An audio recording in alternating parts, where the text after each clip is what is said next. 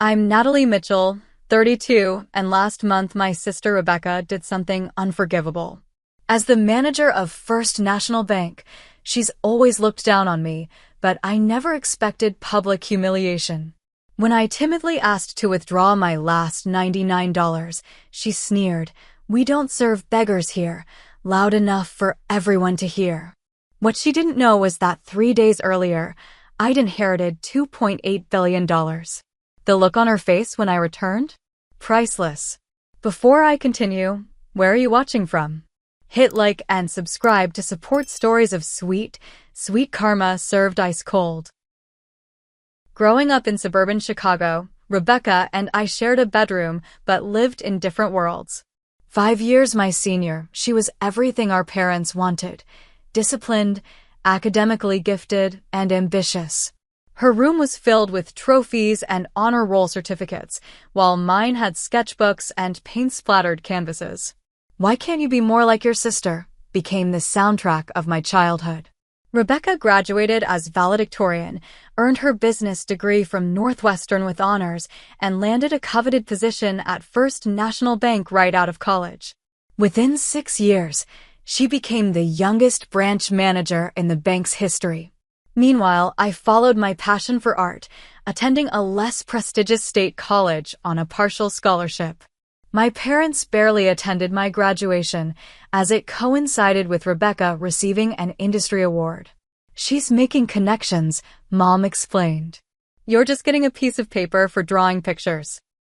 After college, I started a small graphic design business that struggled to gain traction. Rebecca never missed an opportunity to comment on my little hobby, especially at family gatherings. "Still doing those little drawings, Nat?" she would ask at Thanksgiving dinner. "You know, the bank has an entry-level teller position." I could put in a word: "If you're finally ready for a real job." Every family birthday, holiday, or celebration became Rebecca's stage to showcase her success and my failure. She'd arrive in her luxury car, wearing designer clothes, bringing expensive gifts that seemed chosen specifically to highlight the financial gap between us. "How's the apartment, Nat?" "Still in that artistic neighborhood?" she'd ask, wrinkling her nose as if creativity was contagious. What she meant was, "Are you still in that rundown part of town?"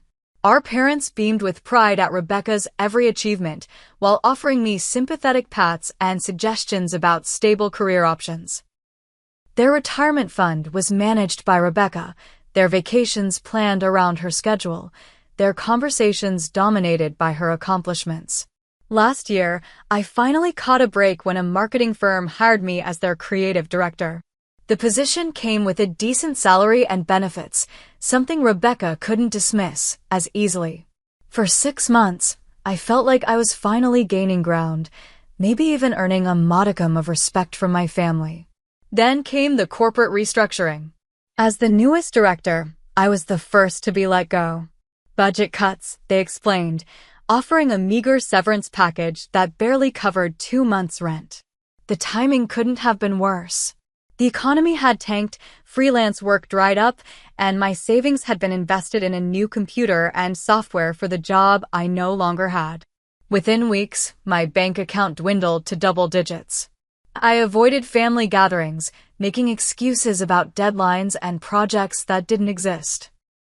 The thought of facing Rebecca's smug expression was unbearable. But avoiding her also meant avoiding our parents, who couldn't understand why I'd disappeared. "Rebecca makes time for family, despite her important job," Mom chided during one of her guilt-inducing phone calls.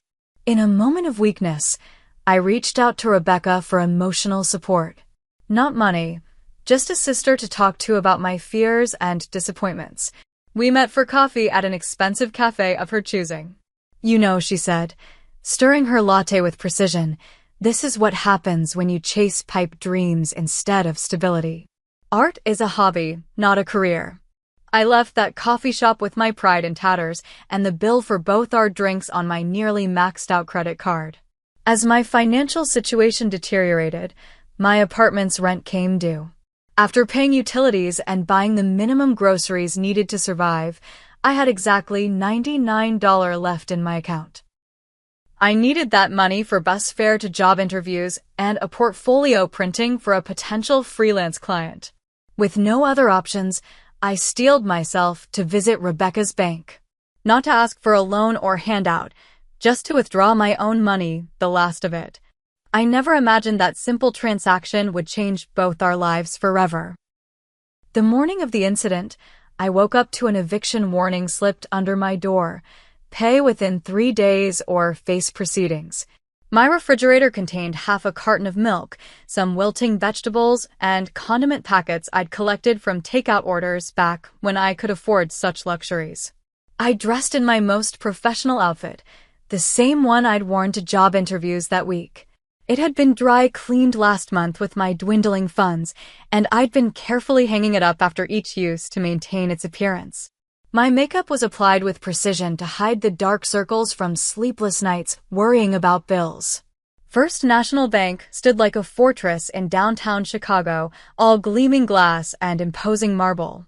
Rebecca had given the family a tour when she first became manager, pointing out the security features and executive offices with proprietary pride.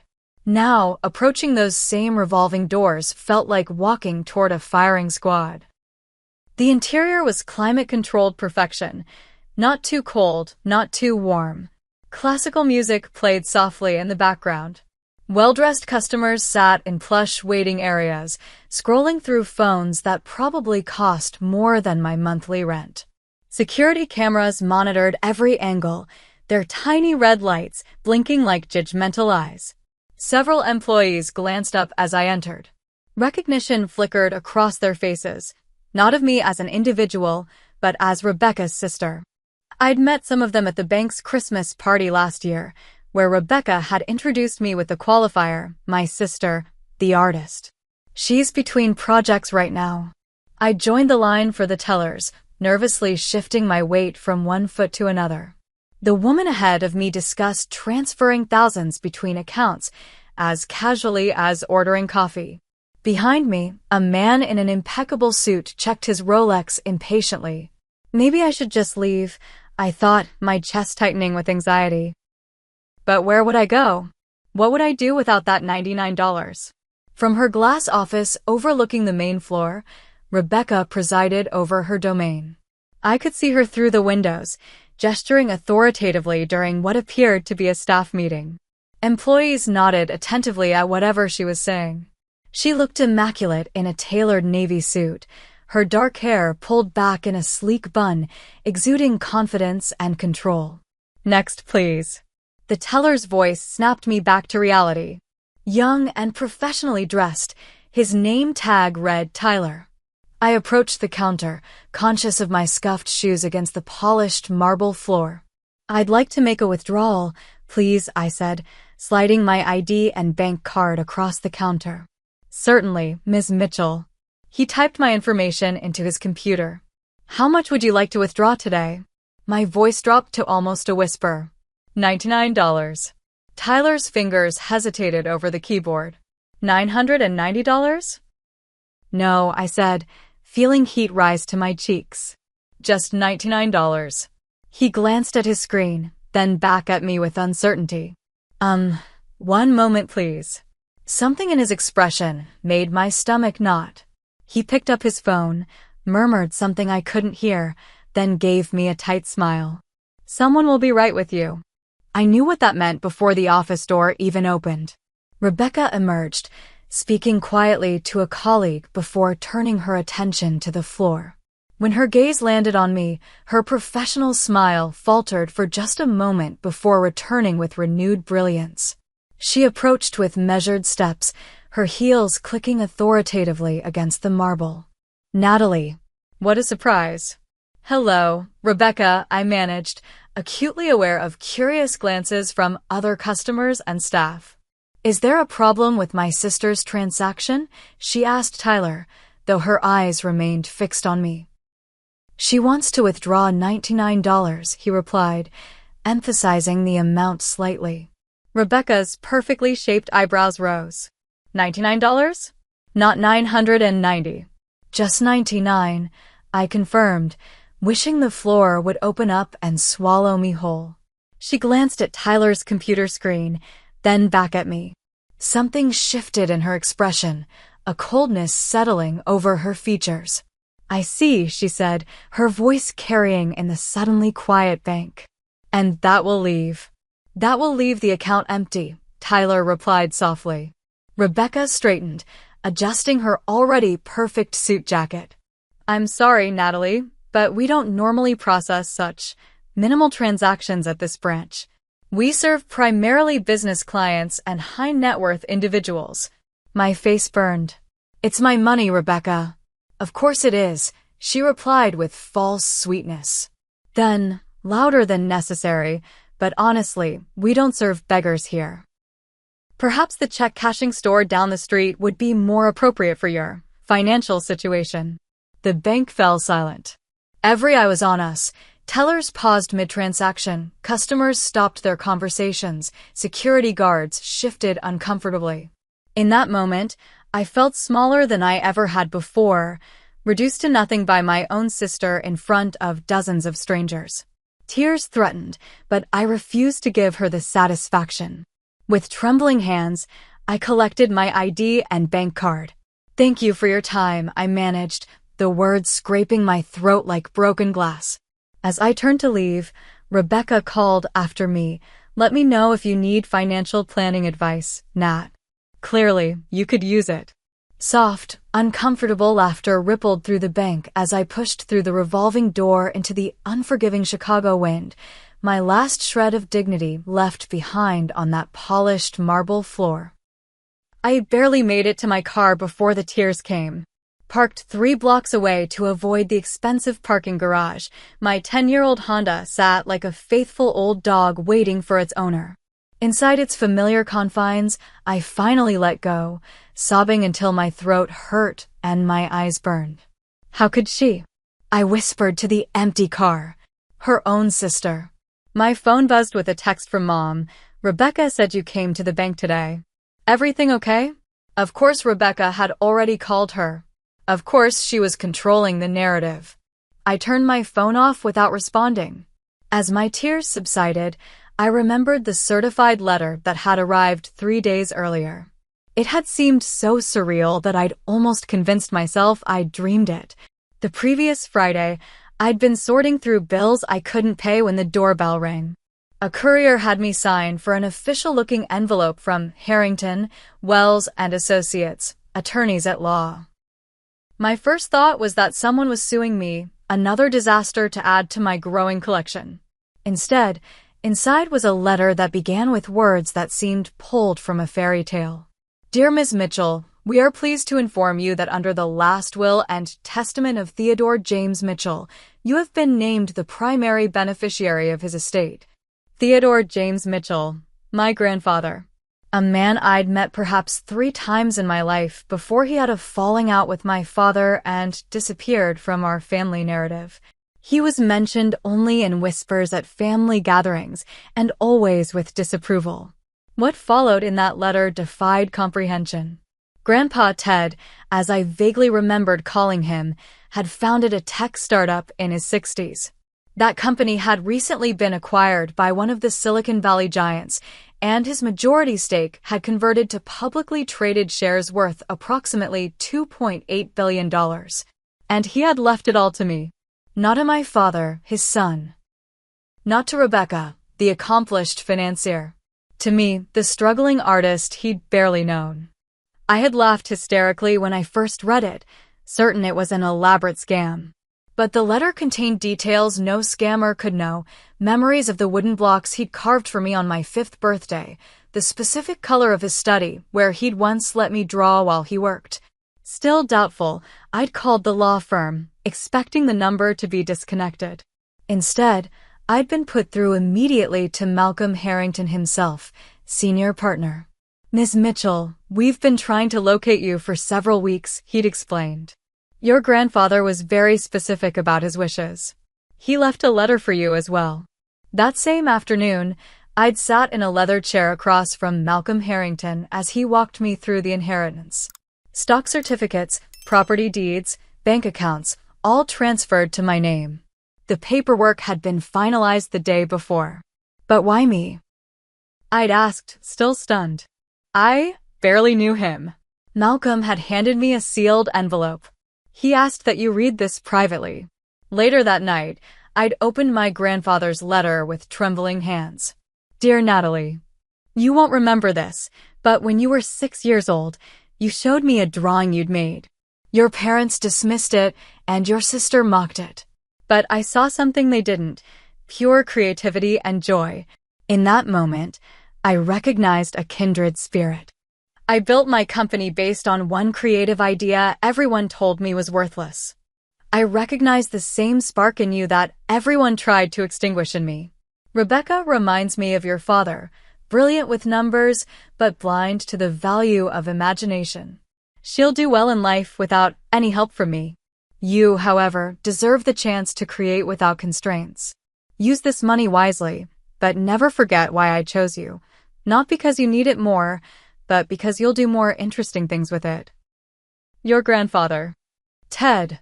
I'd spent the weekend in a daze, meeting with financial advisors Malcolm had recommended, signing documents, and trying to grasp the magnitude of what had happened.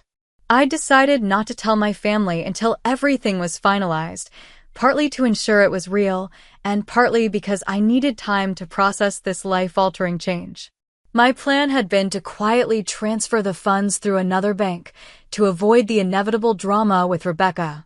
But after what had just happened, a new plan began forming in my mind. I started my car and drove to the hotel where I'd been meeting with my new financial team. In the luxurious bathroom of the executive suite they'd arranged for me, I washed my face and reapplied my makeup.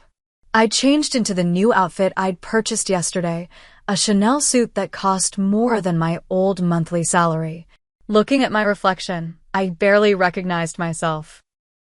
The expensive clothes didn't transform me into a different person, but they did give me something I desperately needed in that moment: armor. Time to go back to the bank, I whispered to my reflection. Rebecca had humiliated me when she thought I had nothing. Now I wanted to see her face when she discovered I had everything. The drive back to First National Bank felt entirely different. My hands were steady on the wheel of my old Honda, which I now could have traded for a fleet of luxury vehicles if I'd wanted.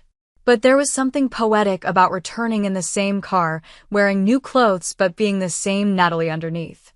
I parked in the expensive garage this time, handing my keys to the valet with a generous tip. The man who had sneered at my car earlier now rushed to open the door for me, responding to the subtle power of my designer outfit and newfound confidence. Walking through the revolving doors again, I felt none of the anxiety that had plagued me hours before. The same classical music played, the same security cameras blinked, but I was no longer the same woman who had entered feeling small and desperate. Several employees looked up as I entered, doing double takes as they recognized me. I wasn't Rebecca's sister anymore. I was someone who commanded attention in my own right. Tyler, the teller who had witnessed my humiliation, was helping a customer. His eyes widened when he saw me, and he nearly dropped the stack of bills he was counting. Instead of joining the teller line, I approached the customer service desk where a woman named Diane sat behind a placard reading New Accounts Manager. Good afternoon, I said, my voice clear and confident. I'd like to speak with Mr. Thompson, please. Harold Thompson was the bank president, a name I knew from Rebecca's endless stories about impressing her boss. Diane's professionally pleasant expression faltered. Do you have an appointment with Mr. Thompson? No, I replied with a smile. But I believe he'll want to speak with me. Please tell him Natalie Mitchell would like to discuss a significant deposit and investment opportunity. Diane hesitated, clearly trying to reconcile my request with the bank's protocols. Mr. Thompson generally only meets with premier clients by appointment. I understand, I said, reaching into my new designer handbag and retrieving a business card Malcolm Harrington had given me. Perhaps you could mention I'm represented by Harrington, Wells and Associates, and this concerns a matter of several $1 billion. Diane's eyes widened as she took the card, examining the embossed gold lettering of one of the city's most prestigious law firms. One moment, please. As she picked up her phone, I caught sight of Rebecca emerging from her office, engaged in conversation with a colleague. She hadn't noticed me yet. "Ms. Mitchell." Diane's voice had changed completely, now laden with respect. "Mr. Thompson will see you right away. Would you like me to show you to the executive conference room?" "That would be lovely," I replied. "And please ask Rebecca Mitchell to join us. She's my sister, and I'd like her to be part of this discussion." Diane's eyebrows rose slightly, connecting the dots between the earlier incident and my current request, but her professional training prevented her from commenting. "Of course. Please follow me." As we crossed the main floor, Rebecca finally spotted me. Confusion crossed her face, quickly replaced by irritation. She excused herself from her colleague and intercepted us. "Natalie, what are you doing back here?" Her eyes took in my outfit, her expression growing, increasingly perplexed. "And what are you wearing?" "Ms. Mitchell is here to meet with Mr. Thompson," Diane explained before I could answer. "He's waiting in the executive conference room." Rebecca's expression hardened. "There must be some mistake. My sister doesn't have business with Mr. Thompson." She turned to me, lowering her voice. "Natalie, whatever you're doing, stop it now. You're embarrassing yourself." Again. I met her gaze calmly. "No mistake, Rebecca. Mr. Thompson is expecting me. And I've specifically requested your presence at the meeting." "This is ridiculous," she hissed, but loud enough for nearby customers to hear. "Diane, I'll handle my sister. Please tell Mr. Thompson there's been a misunderstanding." "Actually," came a deep voice from behind us, "there's no misunderstanding." Harold Thompson himself had emerged from the executive elevator. In his 60s, with silver hair and an impeccable suit, he radiated authority and old money. "Ms. Mitchell," he said, extending his hand to me, "not Rebecca." "I'm delighted to meet you. Malcolm Harrington called to let me know you might be visiting us today. Please follow me." Rebecca stood frozen, her mouth slightly open as her boss, the man she constantly tried to impress, ushered me toward the private elevator with a respectful hand hovering near my elbow. "Rebecca," Mr. Thompson added almost as an afterthought, "please join us. Your sister has requested your presence." The executive conference room occupied the entire northeast corner of the top floor, with floor-to-ceiling windows overlooking the Chicago skyline. A massive mahogany table dominated the center, with leather chairs surrounding it. Mr. Thompson guided me to the head of the table, the power position. Rebecca entered last, her composure visibly shaken. She took a seat opposite me, her knuckles white as she gripped the armrests. "Ms. Mitchell has indicated she wishes to discuss a significant financial matter with us," Mr. Thompson began, nodding toward me. "The floor is yours." I reached into my bag and removed a leather portfolio containing the inheritance documents. "Thank you, Mr. Thompson. 3 days ago, I received notification that I am the sole beneficiary of Theodore James Mitchell's estate." Rebecca's eyes narrowed at our grandfather's name. For those unfamiliar, I continued, Theodore Mitchell was the founder and majority shareholder of Quantum Leap Technologies, which was recently acquired for $4.3 billion. Mr. Thompson's eyebrows rose. "Impressive. And you're the sole beneficiary?" "Yes." "My grandfather left me his entire stake in the company, approximately 65%, along with his other assets." I slid the documentation across the table. "As you can see, the estate is valued at approximately $2.8 billion. Rebecca's face had drained of all color. Her mouth opened and closed without producing sound. "That can't be right," she finally managed. "Grandpa Ted was just a retired engineer with crazy ideas. Dad always said he was wasting his pension on that little startup. Apparently his crazy ideas paid off," I replied calmly. "Malcolm Harrington has verified everything. The transfer of assets was completed yesterday." "This is a forgery," Rebecca said desperately, reaching for the papers. "It has to be." Mr. Thompson, who had been reviewing the documents, looked up sharply. "Rebecca, that's enough. These appear to be in order, though of course we'll need to verify with Mr. Harrington's office. By all means, I said, pushing my phone toward him. Malcolm is expecting your call. The next 20 minutes passed in tense silence as Mr. Thompson spoke with Malcolm, confirming every detail. Rebecca stared at me the entire time, her expression cycling through disbelief, anger, and slowly dawning horror. When Mr. Thompson hung up, his demeanor toward me had shifted from professional courtesy to obsequious deference. Everything is in order, Ms. Mitchell. Harrington confirms the full inheritance. First National Bank would be honored to handle your financial needs. I'll personally oversee the accounts. Thank you, I said. I'd like to begin by depositing the full amount, then making a withdrawal. Rebecca finally found her voice again. Natalie, whatever you're planning, think carefully. This is a lot of money. You don't have the financial experience to manage. Actually, I interrupted. I've already assembled a team of financial advisors. But thank you for your concern, Rebecca. I turned back to Mr. Thompson. As I was saying, after the deposit, I'd like to withdraw a portion of the funds. He nodded eagerly. Of course. What amount were you thinking? I looked directly at Rebecca as I replied, $99. The silence that followed was absolute. Mr. Thompson looked confused, glancing between Rebecca and me as if trying to decode a private joke. Rebecca's face had gone from pale to ashen, recognition dawning in her eyes. I'm sorry, Mr. Thompson said, clearing his throat. Did you say $99? Initially, yes, I replied, maintaining eye contact with Rebecca. The exact amount I tried to withdraw earlier today. The amount for which I was publicly humiliated and told that this bank doesn't serve beggars. Mr. Thompson's head snapped toward Rebecca. What is she talking about?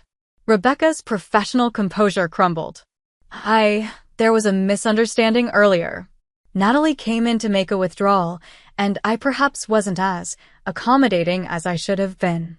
She called me a beggar in front of your entire staff and at least a dozen customers, I clarified. After first suggesting I take my business to a check-cashing store. Mr. Thompson's expression hardened as he turned back to Rebecca. Is this true? Rebecca's silence was confirmation enough. However, I continued before Mr. Thompson could respond. After I withdraw the $99, I'd like to discuss transferring a more substantial portion of my inheritance. Perhaps starting with $1 billion. The effect was immediate. Mr. Thompson's focus instantly shifted back to me, all thoughts of Rebecca's misconduct temporarily forgotten in the face of such an enormous transaction.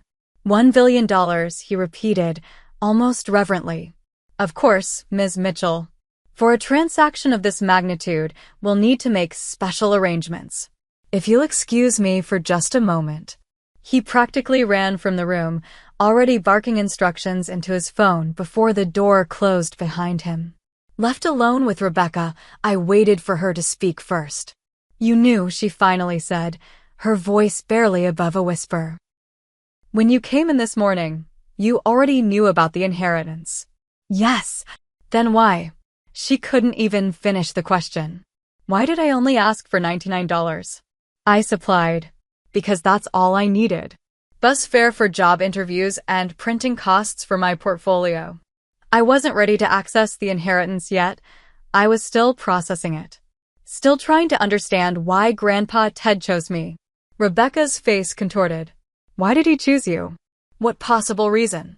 Because I reminded him of himself, I cut in. Creative. Underestimated. Mocked by family who should have supported me. The door burst open as Mr. Thompson returned, flanked by several executives I didn't recognize. Ms. Mitchell, may I introduce our regional director, our chief financial officer, and our head of security. We're prepared to begin processing your transaction immediately. What followed was a flurry of activity unlike anything I'd ever witnessed. Additional bank staff appeared with documents, computers, and phone lines. Security personnel materialized at every entrance. Someone brought in coffee and pastries, followed by a catered lunch when the process continued past noon. Through it all, Rebecca sat silently, watching as her world reorganized itself around her sister, the sister she had dismissed for years. "We'll need to coordinate with the Federal Reserve," one executive explained. "A transaction of this size requires special protocols." "Of course," I replied, signing where indicated and providing the information requested. My phone buzzed continuously with calls from Malcolm and my financial team, who were simultaneously fascinated and concerned by my sudden decision to move such a large sum through First National. "Are you certain about this, Ms. Mitchell?" Malcolm asked when I stepped out to take his call. We had discussed a more diversified approach. "I know what I'm doing, Malcolm," I assured him. "Consider it a temporary arrangement." By mid-afternoon, news of the transaction had spread throughout the bank. Employees found transparent excuses to walk past the conference room, stealing glances at the woman who was about to make their branch the most profitable in the company's history.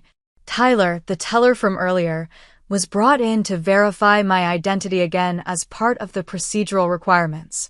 His eyes never met mine as he stammered through the verification questions. As the day wore on, Rebecca's demeanor shifted from shocked silence to desperate attempts at reconciliation. "Natalie," she said during a rare moment when we were alone, "I want to apologize for this morning." "For everything, really." I had no idea about Grandpa Ted's company. "If I'd known." "That's exactly the problem," I interrupted. "If you'd known I was wealthy, you would have treated me differently. But I was still the same person this morning that I am now. The only thing that's changed is my bank balance." "Please," she said, her voice cracking. "I know I've been terrible to you. I've been competitive and cruel and I'm sorry. But we're sisters. Family. Please don't do this." "Do what, exactly?" "Ruin me," she whispered. "If Mr. Thompson processes this transaction and then you move the money elsewhere, my career is over. I'll be the manager who lost a billion-dollar client because of personal misconduct."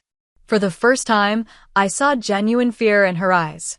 Not just fear of losing face or status, but real, existential fear about her future.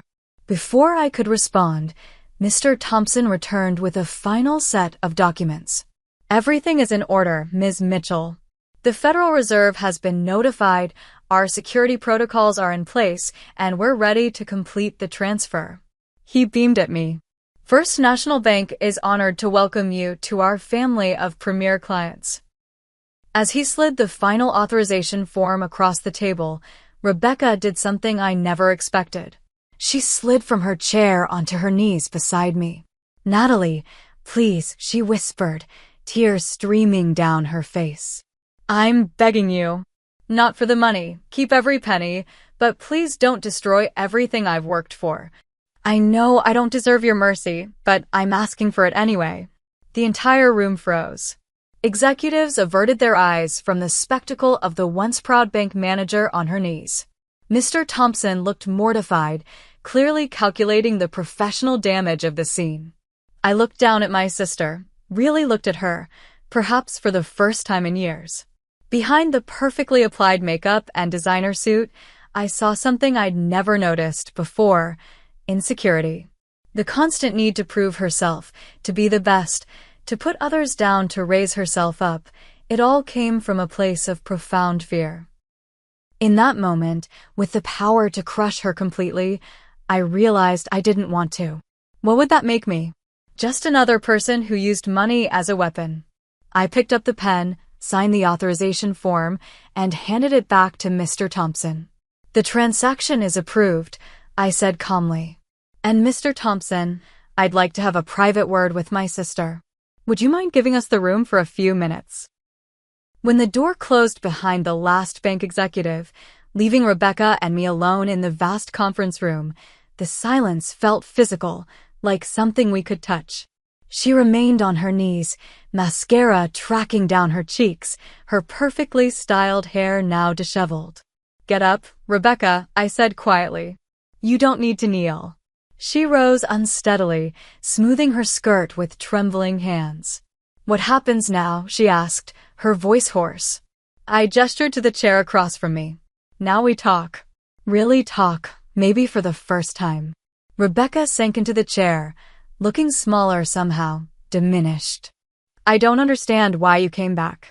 If you already had the money, why put yourself through this? Why put me through it? Do you really not know? I asked. This morning, you humiliated me, called me a beggar, made me feel worthless in front of an entire bank full of people. Why would you do that to anyone, let alone your sister? She began, then stopped, struggling to find words. It was unprofessional. I shouldn't have. This isn't about professionalism, I interrupted. This is about you systematically tearing me down my entire life. Every family dinner, every holiday, every achievement of mine minimized, every struggle mocked. Rebecca's gaze dropped to her hands. You always had it so easy, she whispered. Easy? I repeated, incredulous. How is anything about my life easy? You were free, she said, looking up with unexpected intensity. Mom and Dad expected nothing from you, while I carried the weight of their expectations every single day. Perfect grades, perfect career, perfect life. 1 B+ in high school and Dad didn't speak to me for a week. So that justified making me feel worthless? No, she admitted. Nothing justifies that. But every time I saw you pursuing your passion while I was trapped in a life I never chose, I resented you. And I wanted you to feel as trapped as I did. The revelation struck me like a physical blow. All these years, I'd envied her success, her confidence, her seeming effortless perfection, never realizing she might have been envying my freedom. You could have talked to me, I said. We could have supported each other. Could we? When was the last time we had a conversation that wasn't me bragging or you defending your choices? She had a point. Our roles had been cast so early, the successful daughter and the disappointing one, that neither of us had ever tried to rewrite the script. This morning, Rebecca continued, when you came in asking for $99, I saw myself. What my life would be if I ever failed, if I lost everything I'd built. And instead of empathy, I felt terror. So I lashed out. That doesn't make it okay. I know. She wiped at her tears with the back of her hand. Nothing makes it okay. I stood and walked to the window, looking out at the Chicago skyline as the afternoon sun cast long shadows between buildings. Do you know what Grandpa Ted wrote in his letter to me? I asked without turning around. He said you remind him of Dad, brilliant with numbers, but blind to the value of imagination. He said you'd do well in life without any help from him. Rebecca's sharp intake of breath was audible even with my back turned. He knew you, I continued, turning to face her. The real you, not just the perfect image you project. And he still believed in you, Rebecca. He believed you were strong enough to succeed on your own merits. While you needed his money, she said, a flash of the old bitterness returning. No. He said he chose me not because I needed it more, but because I'd do more interesting things with it. He saw something in me that no one else in our family ever did. Not even you. My phone rang, my mother's ringtone. I declined the call but showed Rebecca the screen. They've heard, haven't they? Rebecca nodded. Dad called during one of the meetings. Apparently, someone from the bank called his friend who works in finance. News like this travels fast. As if on cue, my phone lit up again, this time with my father's number. Are you going to answer? Rebecca asked. Eventually. But not until I've decided what I want this money to mean for me. For us. I sat down across from her again. Do you know what hurt the most about this morning, Rebecca? It wasn't the public humiliation. It was realizing that if our situations were reversed, if you had been the one needing help, I would have given you everything I had without question. Tears welled in her eyes again. I know, she whispered. That's why I've always been threatened by you. You're a better person than I am, Natalie. You always have been. This isn't about better or worse, I said. It's about choices. Every day, we choose who we want to be, how we want to treat people. Today, you chose poorly. But tomorrow's a new day. If I still have a job tomorrow, she said with a hollow laugh. Mr. Thompson isn't known for his forgiving nature. Your job is safe, I assured her. I made that a condition of my deposit. Rebecca looked up, surprised. You did? I don't want to destroy you, Rebecca. I just want you to see me. Really see me. I do, she said quietly. For the first time in maybe forever, I see you, Natalie. We sat in silence for a moment, both processing the seismic shift in our relationship. The setting sun cast a golden glow across the conference table, illuminating the signed documents that had changed everything. What will you do with it? Rebecca finally asked. The money. I'm not sure yet, I admitted. But I know I don't want it to change who I am. It will, she said, not unkindly. Money always does. Maybe, but I'm hoping it changes me for the better. I reached across the table and took her hand. And maybe it can change us too. As we sat there, hands linked across the polished mahogany, my phone lit up again with our parents' calls.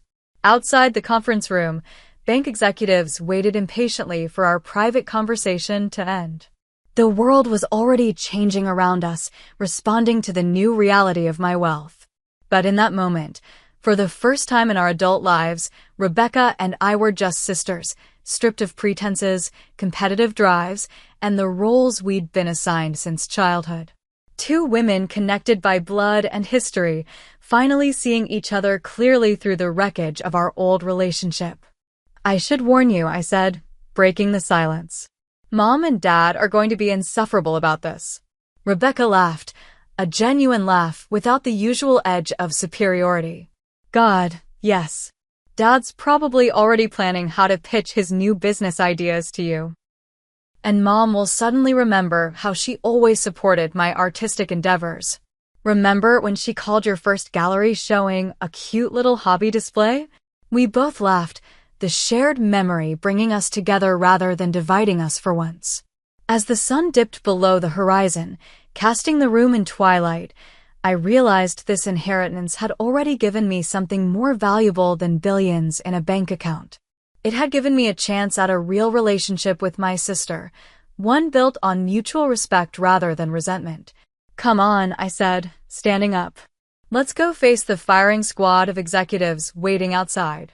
And then maybe we can grab dinner? Just the two of us.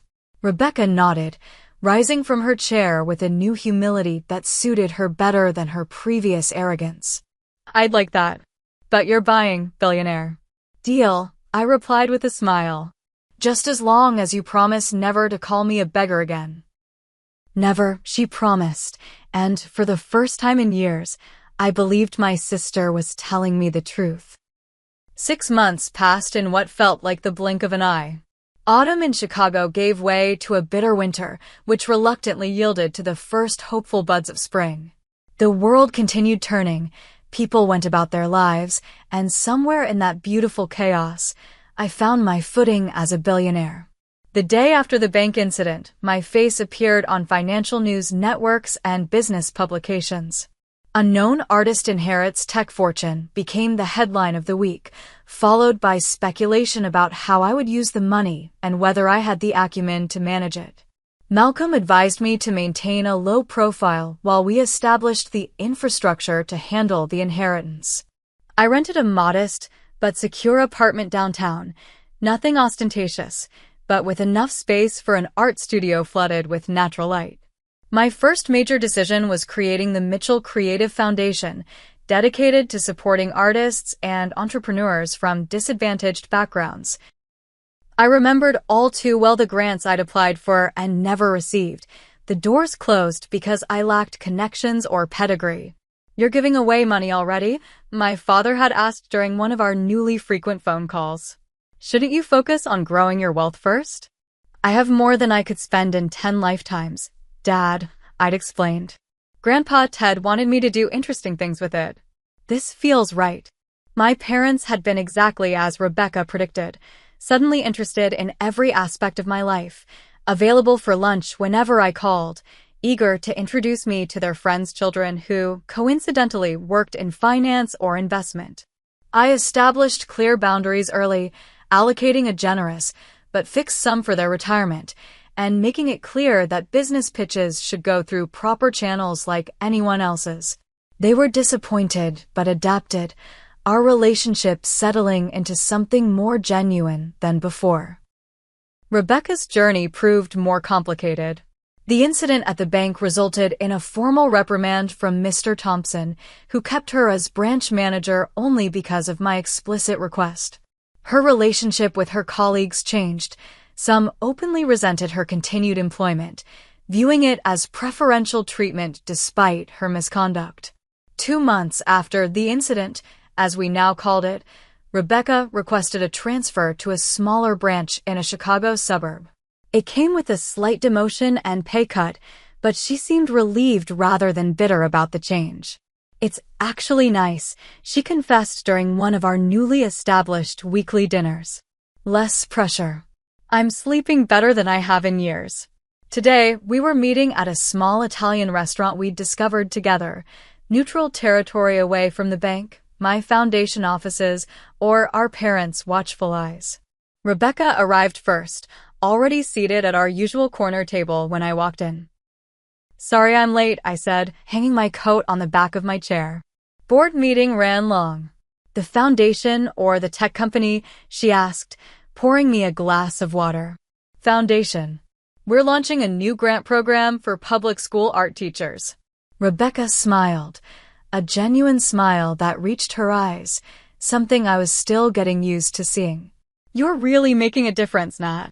"It's impressive." "Thanks," I said, studying the menu I already knew by heart. "How was your session today?" After the bank incident, Rebecca had started seeing a therapist to address what she called her competitive addiction. Weekly sessions had gradually revealed deep-seated insecurities stemming from our parents' conditional love and unrealistic expectations. "Good," she replied, fidgeting with her napkin. "Challenging, but good." "We talked about Dad a lot." "Brave," I commented, knowing how difficult father-daughter dynamics were for both of us. Dr. Winters thinks my need to constantly prove myself comes from never feeling good enough for him. No matter what I achieved, he always expected more.